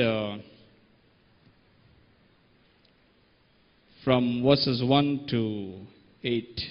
1 to 8. Chapter 1 verse 1 to 8. தானியேல் 1 1ல இருந்து 8 வரைக்கும் படிக்கிறேன் முதலாவது. In the third year of the reign of Joachim, king of Judah, Nebuchadnezzar, the king of Babylon, came to Jerusalem and besieged it. யூதாவின் ராஜாவாகிய யோயாக்கீம் அரசாண்ட 3ஆம் வருஷத்திலே பாபிலோனின் ராஜாவாகிய நேபுகாத்நேச்சார் எருசலேமுக்கு வந்து அது முற்றுகை போட்டான். And the Lord gave Joachim, king of Judah, into his hand with some of the articles of the house of God, which he carried into the land of Shinar, in the house of his God, and he brought the articles into the treasure house of his God. அப்பொழுது ஆண்டவர் யூதாவின் ராஜாவாகிய யோயாக்கீமையும் தேவனுடைய ஆலயத்தின் பாத்திரங்களையும் சிலவற்றையும் அவன் கையிலே ஒப்பு கொடுத்தார். அவன் அந்த பாத்திரங்களை சீனேயார் தேசத்திலுள்ள தன் தேவனுடைய கோவிலுக்கு கொண்டு போய் அவைகளை தன் தேவனுடைய பண்டசாலைக்குள் வைத்தான். Then the king instructed Ashpenaz, the master of his eunuchs, to bring some of the children of Israel and some of the king's descendants and some of the nobles. அப்பொழுது இஸ்ரவேல் புத்திரருக்குள்ளே ராஜா குலத்தார்களிலும் துரைமக்களிலும் யாதொரு மாசும் இல்லாதவர்களும் அழகானவர்களும் சகல ஞானத்திலும் தேறினவர்களும் அறிவின் சிறந்தவர்களும் கல்வி நிபுணரும் ராஜாவின் அரண்மனையிலே சேவிக்க திறமை உள்ளவர்களுமாகிய சில வாலிபர்களை கொண்டு வரவும். Young men in whom there were no blemish and good looking, gifted in all wisdom, possessing knowledge, quick to understand, who had ability to understand and to serve in the king's palace, whom they might teach the language and literature of the Chaldeans. And the king appointed for them daily provision of the king's delicacies and of the wine which he drank, and 3 years of training for them, so that at the end of that they might serve before the king. 4-5 வசனம் பாருங்க. அவர்களுக்கு கல்தேயரின் எழுத்தையும் பாஷையையும் கற்றுக் கொடுக்கவும் ராஜா தன் பிரதானிகளின் தலைவனாகிய அஸ்பெனாசுக்கு கற்பித்தான். ராஜா தான் உண்ணும் போஜனத்திலும் தான் குடிக்கும் திராட்சரசத்திலும் தினம் ஒரு பங்கை அவர்களுக்கு நியமித்து அவர்களை 3 வருஷம் வளர்க்கவும் அதன் முடிவிலே அவர்கள் ராஜாவுக்கு முன்பாக நிற்கவும் செய்யவும் கட்டளையிட்டான். Now from among those of the sons of Judah were Daniel, Hananiah, Mishael and Azariah, to whom the chief of the eunuchs gave names. And Daniel he called Belteshazzar, and Hananiah he called Shadrach, and to Mishael he said he called him Ariel and Abednego. பாருங்க பேர்லாம் மாத்துறாங்க. 6ஆம் வசனம் 7ஆம் வசனம். அவர்களுக்கு யூதா புத்திரராகிய தானியேல், அனனியா, மிஷாவேல், அசரியா என்பவர்கள் இருந்தார்கள். பிரதானிகளின் தலைவன் தானியேலுக்கு பெல்ஷத்தார் என்றும், அனனியாவுக்கு சாத்ராக் என்றும், மிஷாவேலுக்கு மேஷாக் என்றும், அசரியாவுக்கு அபேத்நேகோ என்றும் பெயரிட்டான். And verse 8 says, but Daniel purposed in his heart that he would not defile himself with the portion of the king's delicacies, nor with the wine which he drank, and therefore he requested of the chief of the eunuchs that he might not defile himself. 8ஆம் வசனம். தானியேல் ராஜாவின் போஜனத்திலும் அவர் பானம் பண்ணும் திராட்சரசத்திலும் தன்னை தீட்டுப்படுத்தல் ஆகாது என்று தன் இருதயத்தில் தீர்மானம் பண்ணிக்கொண்டு தன்னை தீட்டுப்படுத்தாதபடி பிரதானிகளின் தலைவனிடத்தில் வேண்டிக் கொண்டான். Now, what we see here and what you need to understand is very important. That's why the background sometimes is important. பாருங்க இதுல என்ன நடக்குதுன்னு தெரியணும், அது முக்கியம். அதுக்காக தான் நான் பின்னணி அறிய வேண்டும். நம்ம பாருங்க, Daniel and the people of Israel were taken as captives into Babylon. தானியேலும் அந்த வாலிப பையனும் இந்த இஸ்ரவேல் ஜனங்க எல்லாருமே இப்போ கைதிகளாக போறாங்க பாபிலோன் தேசத்துக்கு. And here we are looking at a young man who is actually at the age of 16. 16 வயது பையன் இவன். Can you imagine? 16 years old, Daniel and the entire nation of Israel were defeated there, so they were taken into Babylon as captives. They were prisoners there. They were like slaves in Babylon. இப்போ யோசிச்சு பாருங்க, இங்க இஸ்ரவேல் ஜனங்க Babylon தேசத்தார் வந்து பிடிச்சி அடிமைகளாக கொண்டு போறாங்க, நல்ல ஆட்களை மட்டும் தேர்ந்தெடுத்து. இல்ல தானியேல் 16 வயசு பையன் போறான். They are prisoners, they are captives, they are slaves there. இங்க கைதிகள், சிறை கைதிகள், அடிமைகள் கட்டிட்டு கூட்டிட்டு போறாங்க பாபிலோனுக்கு. So what happens there? The king appoints the eunuch there, the chief of eunuch. He appoints a person there and he says, get some young people who are smart, who can learn the language, so that we can train them and they can work for the king. They can work in our nation. They can work for the king here. அந்த Babylon ராஜா Nebuchadnezzar பிரதானரின் தலைவனை கூப்பிட்டு சொல்றாரு, இந்த வாலிப பசங்க எல்லாம் நல்ல திடகாத்திரமா இருக்குங்களா மட்டும் கூப்பிட்டு அவங்கள தனியா கவனிச்சு அவங்களுக்கு நம்ம பாஷையை கத்து கொடுங்க. நாளைக்கு அவங்க நம்ம அரண்மனையில எல்லாம் வேலை செய்யணும். So the eunuch selects some people there, and Daniel and his friends, 3 friends were selected among the group there. They were chosen there for the 3-year training period. ஆகவே இந்த 3 வருஷம் ட்ரெய்னிங்க்கு பயிற்சிக்காக தானியேலும் அவருடைய 3 நண்பர்களும் சேர்ந்து இப்ப பயிற்சிக்குள்ள போறாங்க.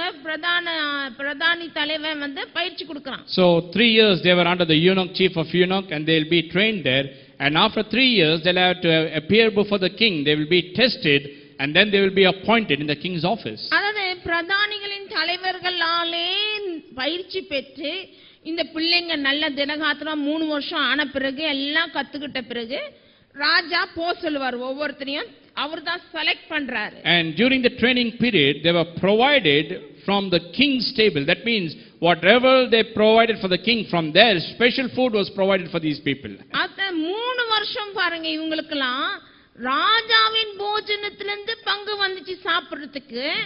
ராஜாவின் திராட்சரசத்திலிருந்து திராட்சரசம் வந்துச்சு அவங்களுக்கு.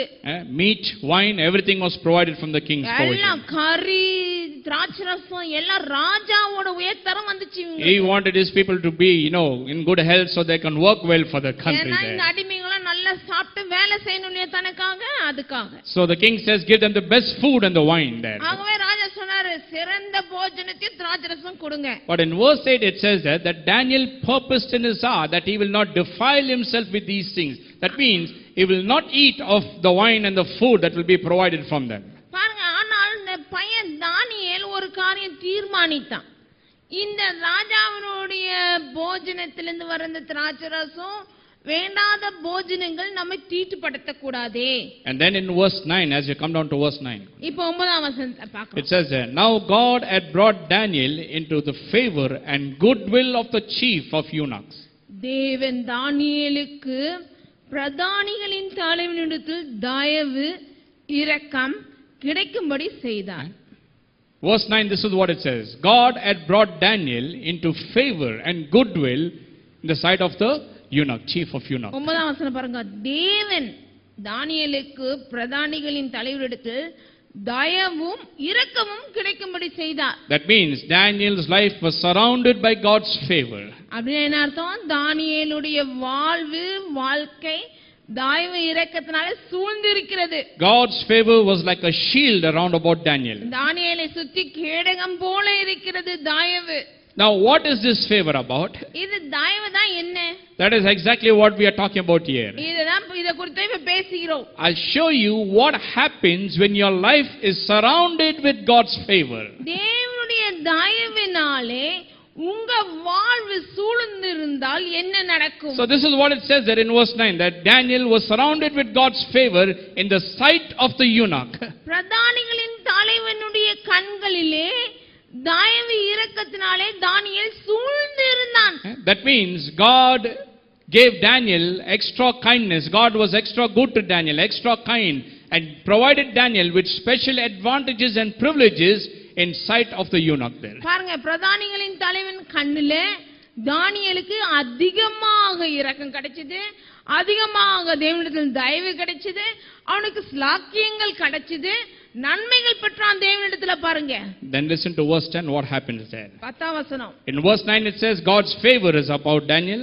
தயவு இரக்கங்கள் தானியேல் வாழ்வில் இருந்ததுன்னு சொல்லிட்டு 10ஆம் வசனம். And verse 10. And the chief of the eunuchs said to Daniel, I fear my lord the king who has appointed your food and drink. For why should he see your faces looking worse than the young men who are at your age? And then you would endanger my head before the king. இப்போ பிரதானிகளின் தலைவன் 10ஆம் வசனம் பாருங்க. பிரதானிகளின் தலைவன் தானியேலை நோக்கி, உங்களுக்கு போஜனத்தையும் பானத்தையும் குறித்திருக்கிற ராஜாவாக என் ஆண்டவனுக்கு நான் பயப்படுகிறேன். அவர் உங்களை ஒத்த வாலிபரின் முகத்தை பார்க்கிலும் உங்கள் முகம் வாடி போனவைகளால் காண வேண்டியது என்ன? அதனால் ராஜா என்னை சிரசேதம் பண்ணுவாரே என்றான். Well, are you ready for this? சரியா இருக்கீங்களா கேட்கிறதுக்கு? You understand what verse 10 is talking about? 10ஆம் வசனம் என்ன சொல்கிறது தெரியுதுங்களா? I tell you, when I read such verses, my heart leaps with joy. இந்த காரியத்தை நான் படிக்கும் பொழுது எனக்கு அப்படியே உற்சாகம் வருகிறது. I feel like going to the mountain top and proclaiming these things to people. இந்த காரியத்தை நான் போய் மலை மேல நின்னு ஜனங்களுக்கு எல்லாருக்கும் சொல்லணும் போல இருக்குது. You know what it's talking about here in verse 10? 10ஆம் வசனத்துல என்ன சொல்கிறது தெரியுங்களா? In verse 9 it says that God gave Daniel favor in the sight of the eunuch. தானியேலுக்கு தேவனானவர் பிரதான தலைவனுடைய கண்ணிலே தயவு இரக்கம் பெற செய்தார். And then I read verse 10 to you. You need to understand what verse 10 is. 10ஆம் வசனம் என்ன சொல்கிறது என்றால், But this is what it means when God's favor is upon your life. தேவனுடைய தயவு உங்க வாழ்வில் இருந்தா இப்படி தான் நடக்கும். 10ஆம் வசனத்துல When God's favor begins to abound in your life, அத தேவனுடைய தயவு உங்க வாழ்விலே பெருகி இருக்கும் பொழுது you know what will happen? என்ன நடக்கும் தெரியுங்களா? This is what favor is about. இதுதான் தயவினாலே. It will cause people to go out of their way to bless you without even knowing why they are doing it. அதாவது இந்த காரியம் தான் என்னன்னா, மற்ற ஜனங்க அவங்களுடைய விதிமுறைகளை தாண்டி கூட போவாங்க உங்களுக்காக. என்ன தேவனுடைய தயவு உங்க மேல இருக்கிறதுனால. That is favor, my friend. அதுதான் தயவு நண்பர்களே. When your life is surrounded with God's favor, தேவனுடைய தயவு உங்க வாழ்விலே சூழ்ந்திருக்கும் பொழுது, when God's favor is upon you like a shield, தேவனுடைய தயவு இரக்கங்கள் ஒரு கேடகத்தை போல உங்கள் சூழ்ந்திருக்கும் பொழுது, you know what it will do for you in your life? அது உங்களுடைய வாழ்க்கையில என்ன செய்யுறீங்களா? It will cause people to go out of their way to bless you and they don't even know why they are doing it. அதாவது மற்ற ஜனங்க சட்டங்கிட்ட எல்லாத்துக்கும் மீறி உங்களுக்கு உதவி செய்வாங்க. அது ஏன் செஞ்சோன்னா அவங்களுக்கே தெரியாம செய்வாங்க. I tell you, I am a witness and a testimony to this, my friend. இதுக்கு நானே சாட்சிங்க. I have experienced what this says. இது சொல்லுகிற காரியத்தை நான் அனுபவித்திருக்கிறேன். People go out of their way to, bless me, to do good to me, and I don't know why. I don't understand why. And even they don't understand why they are doing it to me. ஜனங்க நம்ம மேல காரிய நன்மைகளை செய்ய, ஸ்லாக்கியத்தை செய்ய அவங்களே தங்களை மறந்து எதுக்கு செஞ்சோம், எதுக்கு இவெல்லாம் செஞ்சோம்னு தெரியாம செய்வாங்க. I used to think, what's so special in me that they go out of the way to be good to me, to bless me? நான் யோசித்தது உண்டு, ஏன் என்கிட்ட என்ன இருக்குது விசேஷமா இப்படி அவங்க நல்லதெல்லாம் செய்றாங்களே வந்துன்னு. That time I never realized. அந்த நேரத்துல எனக்கு புரியல. But today I realized. இப்போ புரியுது. Because I am a righteous person. ஏன்னா நான் நீதிமான். Amen. I am the righteousness of God in Christ Jesus. கிறிஸ்து இயேசுவுக்குள் தேவனுடைய நீதியாக And because I am a righteous person, நான் நீதிமானா இருக்கிறது God's favor abounds towards my life. என்னுடைய வாழ்வின் மேலே தயவு பெருகி இருக்கிறது. And that is why people go out of their way to be good to me, to be extra kind to me, to bless me. You know why? Because God's favor is upon it. அதனால தானே ஜனங்கள் தங்களுடைய சட்டம் ரீதி தங்களையே மறந்து எனக்கு நன்மைகள்லாம் செய்றாங்க, ஸ்லாக்கியத்தையெல்லாம் அருள்றாங்க, ஏன்னு தெரியாம. Even they don't understand why they do it. அவங்க செய்றவங்களே ஏன் இந்த ஆளுக்கு இப்படி செய்யணும்னு தெரியாம செஞ்சிட்டு இருக்காங்க. But they do it. ஆனா செய்வாங்க. That is the favor of God, my அதுதான் friend. தேவனுடைய தயவு. Oh, I tell you, if you just understand this, இதை நீங்க புரிஞ்சுக்கிட்டீங்கன்னா, then I tell you, in your work you will prosper. நீங்க வேலை செய்யற ஸ்தலத்துல நீங்க செழிப்பீங்க. பாருங்க. When God's favor is upon you, I tell you, you will be the top, my friend. You will be the head, not the tail. தேவனுடைய தயவு உங்க வாழ்வில் இருந்தா நீங்க தான் முதல் ஆளா இருப்பீங்க எங்க Because இருந்தாலும். God will cause people to be extra good, extra kind to you, and even they will not understand why they are treating you extra good and extra kind. தேவன் செய்வார் பாருங்க. மற்றவங்க எல்லாரையும் உங்களுக்கு வந்து தயவு செய்யும்படியாக அவங்களுக்கே தெரியாது ஏன் தான் இதை செஞ்சோன்னு கூட. That is exactly what the eunuch is saying there in verse 10. இங்க 10ஆம் வசனத்துல அதுதான் சொன்னா பாருங்க இந்த பிரதானிகளின் தலைவன். What was Daniel's request? தானியேலுடைய வேண்டுதல் என்ன? I don't want the wine, I don't want the meat from the king's delicacies. அந்த ராஜாவோட சாப்பிடுற அந்த தீட்டுப்படுத்துற போஜனம் வேணும், எனக்கு அந்த திராட்சை ரசமும் வேணும். Just provide me with the vegetables. எனக்கு காய்கறிகளை கொடுங்க போதும். That is what he says there in verse 10. அதான் சொல்லலாம் நீங்க. He says, and the chief of the eunuchs said to Daniel, பிரதானிகளின் தலைவன் தானியேலை நோக்கி, I fear my lord, the king who has appointed your food and your drink. For why should he see your faces looking worse than the young men who are at your age? Then you would endanger my life. உங்களுக்கு போஜனத்தையும் பானத்தையும் குறித்திருக்கிற ராஜாவாகிய என் ஆண்டவனுக்கு நான் பயப்படுகிறேன். அவர் உங்களோட ஒத்த வாலிபரின் முகத்தை பார்க்கிலும் உங்கள் முகங்கள் வாடி போவீங்களான காணப்பட வேண்டும் என்ன, வாடி போனவங்களாக காண வேண்டியது என்ன, அதனால் ராஜா என்னை சிரம் செய்து பண்ணுவாரே என்றான். Know what he's saying? என்ன சொல்லுகிறார்? Your request is fine. உன்னுடைய வேண்டுதல் சரிப்பா தானியேலே. But the thing is, I am in charge and the king has appointed food and drink for you. நான் தானே இப்ப இன்சார்ஜா இருக்கிறேன், ராஜா கொடுக்கறாரு பாப்பா சாப்பாடு. And if I don't give you this food and drink, இந்த அவரு கொடுக்கிற சாப்பாடு அவரு கொடுக்கிற திராட்சைரசம் உனக்கு நான் கொடுக்கலனா, and then at the appointed time after 3 years when the king comes and sees that you are weak and you are not so intelligent and so thing, then my head is at stake. He says the king will kill me, he'll cut off my head. 3 வருஷம் பயிற்சிக்கு அப்புறம் ராஜா வந்து நிக்க வைப்பாரு. உங்களுக்கு ஒத்த வாலிபர்களையும் பார்த்து உங்களையும் பார்த்து உங்க முகம் வாடி இருந்தா ராஜா என்னை தலையை வெட்டிடுவாரே. Says என் தலை போய்டும். That's what he's saying. சொல்றான் பாருங்க. My head will go. என் தலை போய்டும், சிரசேதம் பண்ணுவாரே. He's afraid. பயப்படுறான் பிரதானிகளின் தலைவன். Then Daniel says, அப்புறம் தானியேல் சொல்றான், well, you don't have to wait the 3 years, just give us 10 days. தானியேல் சொல்றான், ஏன் பிரதானின் தலைவரே 3 வருஷம் காத்திருக்கணும், ஒரு 10 நாள் கொடுத்து டெஸ்ட் பண்ணுங்க எங்களை. 10 days test us.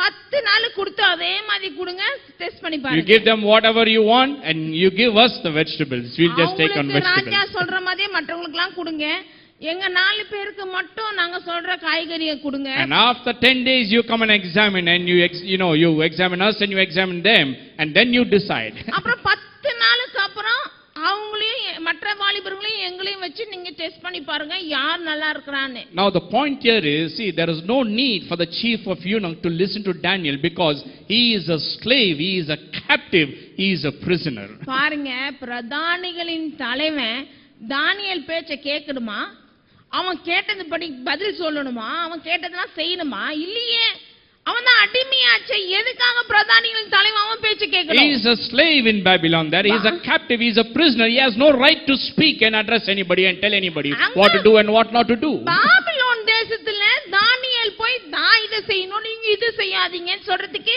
பேச்சுவார்த்தை நடத்துறதுக்கு முடியுமா? இவன் சிறை கைதி, அடிமையா வந்திருக்கான். For that itself he could have been killed. அந்த பேசின பேச்சுக்கே கொண்டிருக்கணும் பிரதானிகளின் தலைவன். But that is why in verse 9 it says that God's favor was upon Daniel. அதுக்காக தான் அவன் பேசுறதுக்கு முன்னாடியே தெரியுது பாருங்க, தேவனுடைய தயவு இரக்கம் தானியேல் வாழ்விலே இருந்ததே முதல்ல. So now he is speaking, he is requesting something and the chief of eunuch is listening to him now. இப்ப தயவு இரக்கம் இருந்ததனால இப்ப வாயை திறந்து தானியேல் பேசுறான், பிரதானிகளின் தலைவன் கேக்குறான். To me it looks as if the Daniel is the manager and he is the slave and prisoner now. பாக்கிறதுக்கு எப்படி இருக்குதாங்க, பிரதானிகளின் தலைவன் அடிமையை போலயும் இங்க தானியேல் வந்து டிசிஷன் எடுக்கிற பெரிய ஆளு மாதிரியும். So he says, okay, 10 days we will test you and see, I'll grant your request. பிரதானிகளின் தலைவன் சொல்றான், சரி நீ கேட்ட மாதிரி 10 நாள் கொடுத்து பார்க்கறேன்பா காய்கறியை. Now mind you, he was doing things at his own risk. அதாவது பிரதானிகளின் தலைவன் தன்னுடைய ரிஸ்க்ல செய்றான் இப்ப 10 நாள். He was going out of his way. He was actually disobeying the king, going out of his way to be good to Daniel. ராஜாவோட கட்டளையை மீறி செய்றான் தானியேலுக்காக இப்போ பிரதானியின் தலைவன். That is what favor is, my friend. இதுதானே தயவு. Amen. ஆமென். From today இன்னிலிருந்து live in the favor of God. தேவனுடைய தயவினுடைய எண்ணத்திலே வாழுங்க. Remember that if you are a righteous person, நீங்கள் தேவனுடைய நீதியாய் இருப்பீர்கள், if you are a child of God, தேவனுடைய பிள்ளையாக இருப்பீங்கன்னா, then the favor of God abounds in your life. வாழ்விலே தேவனுடைய இரக்கம் பெருகி இருக்குமானால், your life is surrounded by the favor of God like a உங்களுடைய shield. வாழ்வு தேவனுடைய தயவினாலே சூழப்பட்டு கேடகம் போல இருக்கிறது. And when God's favor is upon you, தேவனுடைய தயவு உங்க வாழ்விலே, then I tell you, people will go out of their way to be extra good to you, extra kind to you, to bless you in life. இருக்குமானால் ஜனங்க தாங்க சட்டத்தையும் தங்களுடைய நினைவுகளையும் மீறி உங்களுக்கு காரியங்களை செயல்படுத்துவாங்க. So this is what happened there. இதுதானே நடக்கிறது. And after 10 days they were tested and tried. 10 நாளுக்கு அப்புறம் டெஸ்ட் பண்ணான் பிரதானிகளின் தலைவன். Then they saw Daniel and his friends were much better, much fatter, much brighter, much brilliant than the rest there. தானியேலும் அவனுங்க நண்பருங்க 3 பேரும் மொத்தம் 4 பேரு டெஸ்ட் பண்ணா இவங்க முகம் அழகா இருக்குது, அவனுங்க திறமை வேற மாதிரி இருக்குதுன்னு பார்த்தான். 3 years went by. 3 வருஷம் போச்சு. And then the day came for the king to interview everyone. ராஜாவுடைய இன்டர்வியூ நேரம் வந்துச்சு. And the Bible saw that Daniel and his friends were exceptionally good than the rest. சொல்லிருக்கிறது வேதம், மற்றவர்களை காட்டிலும் தானியேலும் அவனுடைய நண்பர்களும் 10 மடங்கு அதிகமாக இருந்தார்கள். So they were appointed to serve in the palace to the very king. ஆகவே ராஜா என்ன பண்ணாரு, அந்த 4 பேரையும் எடுத்து தனக்குன்னு கீழே வச்சுக்கினார் வேலை செய்யறதுக்கு. Can you imagine? யோசிக்க முடியுதுங்களா? 16-year-old boy, 16 வயசு வாலிபன், prisoner, a captive, a slave in a foreign land called Babylon. அடிமையாக, சிறை கைதியாக அந்நிய தேசத்திலே போய் இருக்காங்க, கட்டி போட்டு If you வச்சிருக்காங்க. read the background, it is terrible. அவங்களுடைய பின்னணியை பார்த்தோம்னாவே பயமா இருக்குது. They wanted to wipe out their identity. அதாவது இஸ்ரவேலரே இல்லன்ற அளவுக்கு அவங்களுடைய ஜனத்தையே ஒண்ணுமில்லாம ஆக்கணும்னு செஞ்சாங்க. That is why they even changed his name. They said, you are no more Daniel, you are Belteshazzar. They gave him a Babylon name. Why? Because they wanted him to think that he's a Babylon. அதாவது அவங்கள brain wash பண்றாங்க பாருங்க. உன் பேர் இனிமேல் தானியேல் கிடையாதுன்னு first பேரெல்லாம் மாத்துறாங்க. நீ பாபிலோன் ஆளுன்னு சொல்றாங்க இப்போ. They didn't want him to have an own identity also. அதாவது தான் சொந்த அடையாளத்தையே மாத்திட்டாங்க பாபிலோனியர். God's favor was upon Daniel. அந்த இடத்துல தேவனுடைய தயவு தானியேல் மேல இருந்தது. And I tell you, even though he was a slave and a prisoner there, அங்க அடிமையாக சிறை கைதிகளாக இருந்த பொழுதும், because God's favor was upon his life, தேவனுடைய தயவு அவங்க மேல இருந்ததினாலே, people went out of the way. They were willing to risk their own lives to be good to Daniel, to bless Daniel, to be extra kind to Daniel. தானியேலுக்கும் அவர்கள் நண்பர்களுக்கும் தயவு காமிக்க, அதிகமாக இரக்கம் காமிக்க, தங்கள் வாழ்க்கையே முனையில நிறுத்திக்கின்னு சட்டத்தை மீறி நடந்தாங்க. And he was appointed there to serve in the king's palace. இன்னும் சொல்ல போனா அவன் இந்த ராஜாவின் அரண்மனையிலே சேவிக்க வேலைக்கு அமர்ந்தார். At the age of 19, he was appointed by the king, serving the king there in his palace. 19 வயசுல 3 வருஷத்துக்கு அப்புறம் அங்க ராஜாக்கு கீழ மினிஸ்டர் ஆனார். That is why I keep repeating. ஆகவேதான் நான் திரும்ப சொல்றேன். Age is not a problem. வயசு பொருட்டல்ல. Background is not a matter. பின்னணி பொருட்டல்ல. Status, heritage, all these things don't matter. வசதி, சொத்துகள் அதெல்லாம் காரியம் இல்ல. What matters is the blessing of God.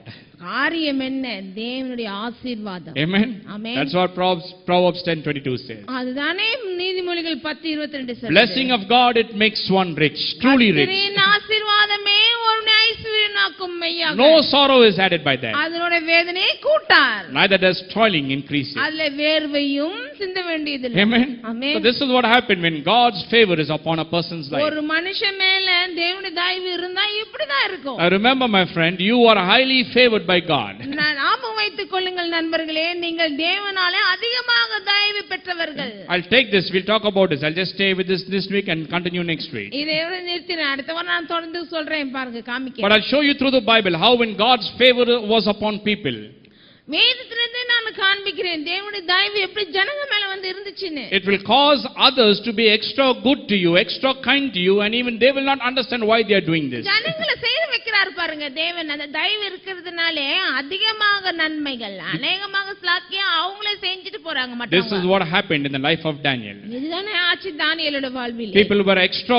kind, extra good to him. ஜனங்கள்லாம் அவனுக்கு அதிகமாக இரக்கம் காமிச்சாங்க, அதிகமாய் நன்மைகளை செஞ்சாங்க. And they never understood why they are extra good and extra kind to Daniel. அவங்களுக்கே தெரியல எதுக்கு இந்த பையன்கிட்ட இப்படி நாம நடந்துக்கிட்டோம்னு. But I tell you, Daniel understood. ஆனால் தானியேலுக்கு தெரிஞ்சது Because of God's favor. தேவனுடைய தயவுனாலேன்னு. And I tell you how much more you and me then. அப்படி இருக்கும் பொழுது நானும் நீங்களும் எப்படி இப்போ இந்த Amen. காலத்துல Believe in the favor of God. தேவனுடைய தயவுல விசுவாசிங்க. Don't just believe in man and trust in man. Believe in God's favor. நான் மனுஷனை விசுவாசி மனுஷனை நம்பிட்டு இருக்க வேண்டாம். தேவனுடைய தயவுலயும் நம்பு. I'll show you what happened to Daniel later.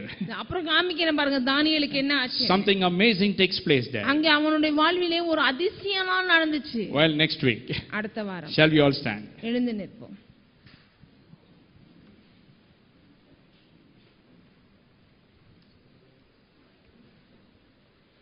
So when you go to work, ஆகவே வேலைக்கு போகும்போது don't curse your boss. முதலாளியை திட்டினே Don't curse your salary. சம்பளத்தை திட்ட வேணாம். I'll become very practical later. அப்புறமா நடைமுறையில சொல்றேன் பாருங்க அப்புறமா. Now everywhere this is how things are done. They think, to get favor from the boss, they should complain about everybody in the office. அதாவது இந்த பாஸ் கண்ணுல தயவு கிடைக்கணும்னா என்ன செய்யறாங்க தெரியுங்களா? இன்னொருத்தர போட்டு கொடுப்பாங்க. This is what happens everywhere. இதுதான் நடக்கும் எல்லா ஆபீஸ்லயும். He'll go to the boss there and be talking to the boss about everybody there. அங்க போய் பார்த்து He'll be talking about everyone there. போனோம்னா பாஸ் கிட்ட போயிட்டு குசுகுசுன்னு அவங்கள பத்தி போட்டு கொடுக்க கூடாது. Why?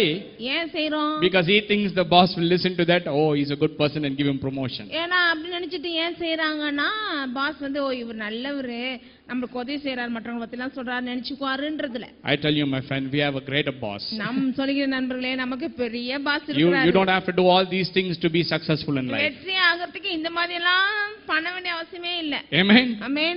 God's favor is upon you. தேவனுடைய தயவு நம்ம வாழ்விலே இருக்கு. Your life is surrounded with favor as a shield. தேவனுடைய தயவினாலே கேடகத்தை போல சூழ்ந்திருக்கிறது. When you realize that, when you recognize this, அத நாம நீங்க உணர்ந்தா போதும். you don't have to go kaka putting the boss. காக்கா பிடிக்க வேண்டிய அவசியம் இல்ல pass. No. The boss will be extra kind to you. He will go out of his way. He will take extra risk to bless you and be good to you. அதே pass வருவாரு, அவரே தான் வாழ்க்கை ரிஸ்க்ல வச்சிட்டு உங்களுக்கு தயவு காமிப்பாரு. Amen. Amen. I like it this way better. இதுதான் நல்ல வழி பாருங்க. And I'm talking out of experience, not just preaching theology, ஏதோ my friend. பேசுறேன் இறையிலியும் தேவனை பத்தி சொல்றேன்னு இல்ல, இது அனுபவிச்சும் சொல்றேன். I have tasted and seen that God is good. தேவன் நல்லவர் என்பதை ருசித்து பார்த்திருக்கிறேன். God was extra good to me. தேவன் அதிகமாக நன்மை நல்லவராய் இருந்திருக்கிறார். God was extra kind to me. அதிக தயவு உள்ளவராய் இருந்திருக்கிறார். God provided me with, advantages and special privileges in life. வாழ்விலே தேவனானவர் அதிகமாக ஸ்லாக்கியங்கள் நன்மைகள் எல்லாம் அருளி இருக்கிறார் தனிப்பட்ட முறையிலே. You know why? ஏன் தெரியுங்களா? Not because I was somebody special or exceptional. பெரிய ஆளாகும் நான் பெரிய விசேஷமானவன் இல்ல. No, because I am the righteousness of God in Christ Jesus. நான் கிறிஸ்துவுக்குள் தேவனுடைய நீதியாக இருக்கிறதுனாலே. That's why his favor is upon me. ஆகவே தான் அவருடைய தயவு என் மேல இருக்கு. And even upon you also. உங்க மேலயும் தானே. Amen. Amen. Keep coming, keep listening. தொடர்ந்து வாருங்கள், தொடர்ந்து கேளுங்கள். I tell you, you'll never be the same again. நான் சொல்கிறேன் நீங்கள் பழையவளாக இருக்க மாட்டீர்கள். Should not and cannot be the same. பழையவளாக இருக்க முடியாது, இருக்கவும் கூடாது. Shall we just lift up our hands to God? கரங்களை உயர்த்தி தேவனுக்கு நன்றி. Just thank him for his word. அவருடைய வார்த்தைக்காக நன்றி செலுத்துவோம். Thank him for his favor upon your life. வாழ்விலே தயவு இருக்கிறதுக்காக ஸ்தோத்திரம். God is extra good to you and me, my தேவன் friend. உங்களுக்கும் எனக்கும் அதிகமாக எக்ஸ்ட்ரா அன்பை காண்பித்திருக்கிறார். Extra kind to you and me. அதிகமாக இரக்கங்களை Go காண்பித்திருக்கிறார். home and sit down and think about it and you will see the extra goodness and kindness God has shown towards you. வீட்டுக்கு போங்க, உட்கார்ந்து யோசித்து பாருங்க என்னென்ன விதத்திலலாம் தேவன் தனிப்பட்ட முறையில் இரக்கத்தை காண்பித்திருக்கிறார். Oh, we just thank you, Father. நன்றி ஆண்டவரே. Lord, we thank you. Thank you, Jesus. பிதாவே. Oh, we thank you especially for dying for us, shedding your blood for us, God.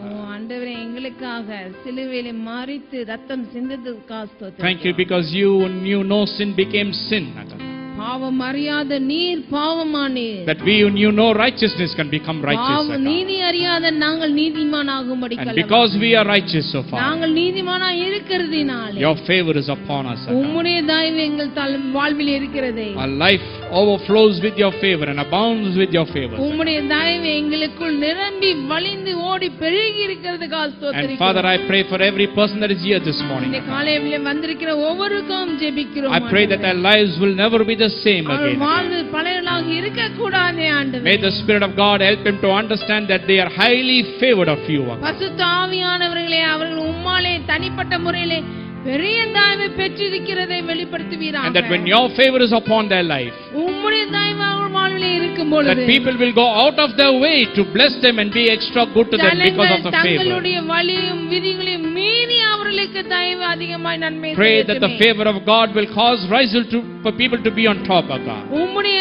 தயவு ஜனங்கள் மக்களை பெரியவர்களாக நிறுத்தட்டும். May your favor upon your people cause them to be promoted in the office. வாழ்விலே promotion கிடைக்க செய்வீராக உம்முடைய தயவினால். May it cause their bosses to be extra kind and extra good towards them. Boss அவர் அதிகாரிகள் அவர்களுக்கு அதிகமாக தயவு காண்பிக்க நீர் உதவி செய்வீராக. In the name of Jesus. இயேசுவின் நாமத்திலே. In the name of Jesus. இயேசுவின் நாமத்தினாலே. I pray that every person will rise above their situation. ஒவ்வொரு தனிப்பட்டவரும் தங்கள் சூழ்நிலையிலிருந்து மேலே எழும்பட்டுமே. And they will be what you want them to be in life.